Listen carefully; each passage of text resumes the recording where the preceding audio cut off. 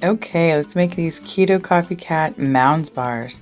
We're putting in the coconut manna, coconut milk, along with my homemade keto maple syrup.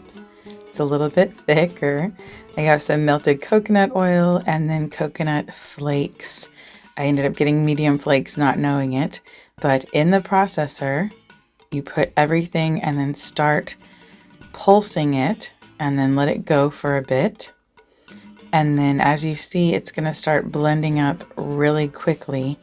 Now, since it's a food processor, it does break down the coconut shreds quite a bit.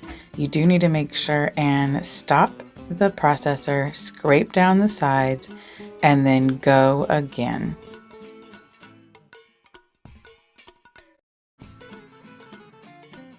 Once you process it again, after scraping, you'll want to stop and check it and see if it's too wet.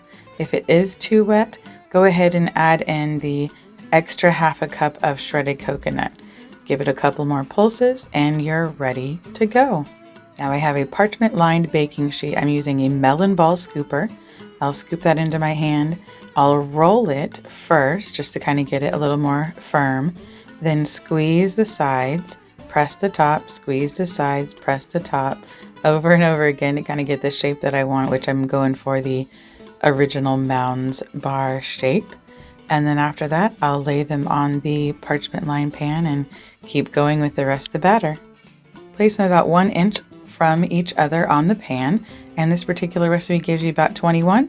Put it in the freezer before you dip them in your melted chocolate. I'll use a fork. Just dump it in there and kind of push the chocolate on top of it. Try not to touch the bar too much.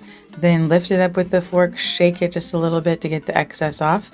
Then you're going to place it onto a rack that is on top of the parchment lined pan and repeat for the rest.